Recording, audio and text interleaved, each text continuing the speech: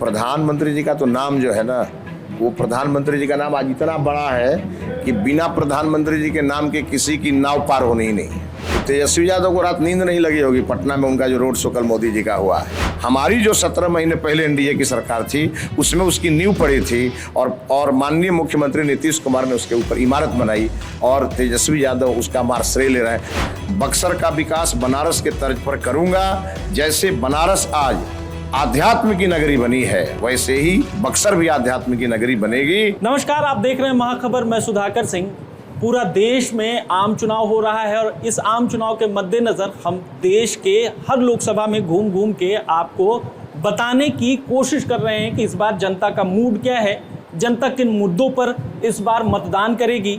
हम बक्सर 33 लोकसभा में मौजूद हैं और हमारे साथ भाजपा के प्रत्याशी मौजूद हैं मिथिलेश तिवारी जी। मिथिलेश तिवारी जी से समझने की कोशिश करेंगे कि इस बार चुनाव में मुद्दे क्या हैं, किन मुद्दों पर जनता इस बार मतदान करेगी। पहले तो आपका स्वागत है महाखबर में। धन्यवाद। इस बार चुनावी मुद्दे क्या हैं और किन मुद्दों पर इस बार जनता मतदान करेगी? देखिए, चुनावी मुद्दे में एक नंबर है देश की सुरक्षा। किस हाथ में देश की सुरक्षा पुख्ता है। दूसरा है गरीब कल्याण।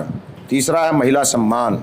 चौथा है युवाओं का उत्थान और इसी प्रकार के उसके बाद किसानों का सम्मान। ये सारे मुद्दे आज देश के चुनाव के लिए सबसे प्रभावी मुद्दे हैं और जनता इन मुद्दों के साथ केवल नरेंद्र मोदी जी को देख रही है, वो खड़े हैं, इसके अलावा कोई नहीं खड़ा है। एक सबसे बड़ा सवाल ये है। एक सवाल ये कि 2014 में चुनाव हुए, 2019 में चुनाव हुए, अब 2024 का चुनाव है। आपके ही एक प्रत्याशी, सांसद प्रत्याशी नवनीत राणा ने कहा कि इस बार मोदी जी का जो मैजिक है वो नहीं चल रहा, खुद पे भरोसा करो। आप इससे इत्तेफाक रखते हैं? देखिए, ऐसा है ना कि आदरणीय प्रधानमंत्री जी का मैजिक जनता में है, लेकिन कई उम्मीदवार अपने वर्कर को इस नाते ये बात कहते होंगे कि कम से कम वर्कर सो नहीं जाए प्रधानमंत्री जी के भरोसे, इसलिए वर्कर अपना काम जरूर करे, कार्यकर्ता अपना काम जरूर करे। और इसीलिए चूंकि कार्यकर्ता जागे, कार्यकर्ता दिन रात जनता के बीच भागे और प्रधानमंत्री जी का तो नाम जो है ना, वो प्रधानमंत्री जी का नाम आज इतना बड़ा है कि बिना प्रधानमंत्री जी के नाम के किसी की नाव पार होनी ही नहीं है। अच्छा, एक सवाल ये कि अभी इन दिनों लगातार देखा जा रहा है कि पूरे बिहार में तेजस्वी यादव प्रतिपक्ष के नेता हैं। जहां कहीं भी जा रहे हैं एक स्पीकर लेके जाते हैं और मोदी जी के पुराने भाषण सुनाते हैं और लोगों के बीच खूब एक हुजूम तैयार होता है जो राजद जिंदाबाद, लालू प्रसाद यादव जिंदाबाद का नारा लगाता है। तो आपको लगता है कि मोदी जी का आकर्षण कम हुआ है और इस बार जनता तेजस्वी यादव को चुनेगी? वो तेजस्वी यादव को रात नींद नहीं लगी होगी पटना में उनका जो रोड शो कल मोदी जी का हुआ है जी। और तेजस्वी यादव के पास कौन थर्मामीटर है जिससे वो चेक कर रहे हैं कि मोदी जी का कितना प्रभाव कम हुआ है जी। उनको ये बात समझना चाहिए कि यही मोदी जी हैं जो 19 में उनको एक खाता तक नहीं खोल पाए थे आरजेडी के लोग, और इस बार भी यही होने वाला है। तो तेजस्वी यादव का भ्रम टूट जाएगा। वो अपना जो एक जातीय समीकरण और थोड़ा सा धार्मिक समीकरण, मतलब संप्रदाय का समीकरण, आपको मालूम है इन लोगों ने एक दो संप्रदाय को ऐसा भड़काया है बीजेपी के खिलाफ कि दिन रात प्रधानमंत्री जी उनके वेलफेयर का काम करते हैं, फिर भी वो समाज अभी तक 100% नहीं जुड़ पाया है। तो उसको लेकर के अपना दुकान चला रहे हैं, लेकिन इस बार वो दुकान उनकी बंद होने वाली है। और जैसे 19 में जनता ने आरजेडी को रिजेक्ट किया, वैसे ही 24 में जनता आरजेडी को फुल्ली रिजेक्ट करने वाली है। लगातार ये बात हो रही है कि हम सत्ता में आएंगे, 15 महीने 17 महीने सत्ता में रहे तो हमने रोजगार दिया। पत्रकारों ने पूछा कि तेजस्वी जी इस बार रोड शो कर रहे हैं नरेंद्र मोदी, आप क्या करेंगे? इसके जवाब में उन्होंने कहा कि मैं जॉब शो करूंगा। तो आपको लगता है कि ऐसी कोई स्थिति परिस्थिति होगी? तेजस्वी यादव जिस विभाग के मंत्री रहे हैं उसका तो पहले रिपोर्ट कार्ड दें कि स्वास्थ्य विभाग में उन्होंने कितना नौकरी दिया, जितने भी वर्क्स डिपार्टमेंट थे जिसके वो मंत्री थे उसमें कितना दिया। वो खाली शिक्षा विभाग लेकर के और अपने चेहरा को चमका रहे हैं।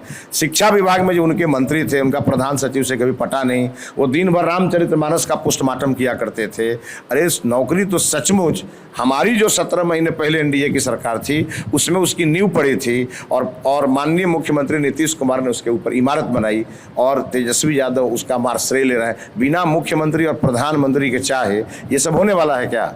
तो तेजस्वी यादव से बार बार डिमांड किया जा रहा है कि आप अपने डिपार्टमेंट का जरा रिपोर्ट कार्ड दीजिए, वो नहीं दे पा रहे हैं। और जॉब दाता बने, हाँ उन्होंने जॉब दिया है, अपने ले लिया 5 विभाग, अपने भाई को दे दिया और जो बचा इस बार दोनों बहनों को दे दिया, यही तो जॉब दिए हैं वो। अच्छा, मुझे एक बात बताएं कि जिस तरीके से बिहार में लगातार मोदी जी की सभा हो रही है, राजनाथ जी आ रहे हैं, तमाम बड़े नेता आ रहे हैं, तो इस बार लगता है टूट फूट होगी या लगातार ये बात हो रही है कि इस बार सीटें कम हो जाएंगी, ऐसा कुछ लगता है? अच्छा, कौन चुनाव में नहीं बात होती है कि सीटें कम हो जाएगी भाजपा की? हर चुनाव में, 14 के चुनाव में लोग गला फाड़ फाड़ के चिल्ला रहे थे, 19 के चुनाव में गला फाड़ फाड़ के चिल्ला रहे थे, कम हुआ क्या? और ये 24 में मैं बता रहा हूँ आपको, 24 में शाहाबाद की 4 सीट, क्योंकि मैं शाहाबाद में खड़ा हूँ, शाहाबाद में 4, बिहार में 40 और देश में 400 पार, ये होना ही है। अच्छा, लेकिन इस बार क्या रहा, देखने को मिला कि यहाँ से जो सांसद थे अश्विनी चौबे जी 2 बार के सांसद थे, लेकिन इस बार टिकट काट दिया गया, तो क्या काम नहीं हुआ था या किन वजहों से? देखिए, ये सामान्य प्रक्रिया है। आज मुझे टिकट मिला है, कल हो सकता है मुझे भी बदल देगी पार्टी, किसी दूसरे कार्यकर्ता को मौका देगी, और मैं बड़े हृदय से उस कार्यकर्ता का स्वागत करूंगा। ये प्रक्रिया है, हमारी राष्ट्रीय पार्टी है। हो सकता है आदरणीय चौबे जी के लिए कोई और काम पार्टी और इससे भी बड़ा कोई रोल पार्टी सोच के रखी होगी, और इसलिए मुझे मेरे जैसे कार्यकर्ता को पार्टी ने मौका दिया है। तो इस नाते इसको कटना और मिलना नहीं मानना चाहिए। ये पार्टी के लिए सामान्य प्रक्रिया है, किसी को टिकट मिलता है, किसी का बदलता है, और ये हमारी पार्टी में चलते रहता है। बक्सर के लिए कोई महत्वाकांक्षी योजना जो आप जीतने के बाद बक्सर को देंगे, बक्सर के लिए करेंगे? देखिए, एक लाइन की बात है, बक्सर प्रभु श्री राम की कर्मभूमि है, शिक्षा स्थली है, 52 भगवान की ये पुण्य भूमि है।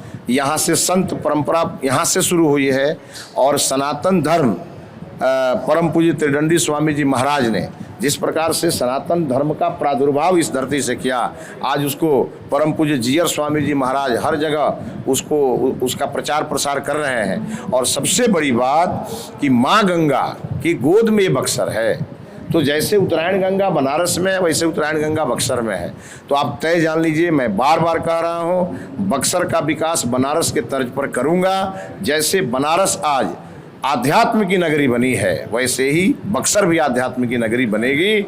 और एक लाइन की बात है कि भगवान राम की जन्मभूमि का विकास हो गया, अब उनके कर्म भूमि का विकास, इस बार कर्म भूमि के विकास की बारी है, इसीलिए मोदी जी का उम्मीदवार मिथिलेश तिवारी है। एक लास्ट सवाल, आप हर जगह कहते हैं कि बक्सर को काशी बनाएंगे, बक्सर को बक्सर क्यों नहीं? बक्सर तो बक्सर है ही, अगर काशी के तर्ज पे मैं कहता हूँ, इसको समझिए। यह अध्यात्म की नगरी है, गंगा मैया के गोद में है, वहां पर बाबा विश्वनाथ जी हैं, तो यहाँ बाबा ब्रह्मेश्वर नाथ और बाबा रामेश्वर नाथ हैं। चूंकि उनको ये अध्यात्म समझ में नहीं आएगा, वो जालीदार टोपी और चूड़ीदार पैजामा के पीछे पागल हैं, उनको वहीं रहने दीजिए। लेकिन मैं जो आपको बोल रहा हूं कि बनारस के तर्ज पे बक्सर का विकास करूंगा, इसका कोई नाम बदलने की मैं बात नहीं कर रहा हूं। बक्सर बनारस के बराबर के विकास का हकदार है।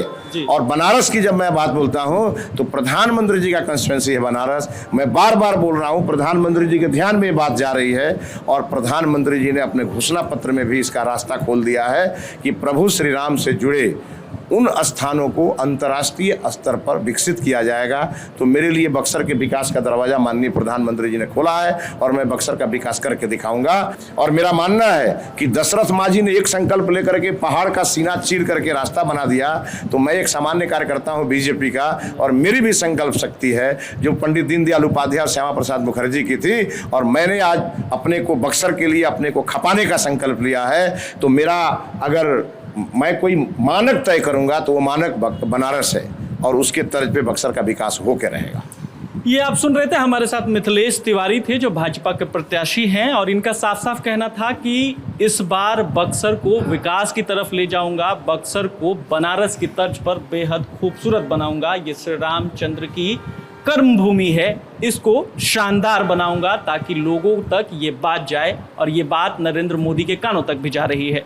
आप बने रहे महाखबर के साथ। मैं सुधाकर सिंह, धन्यवाद।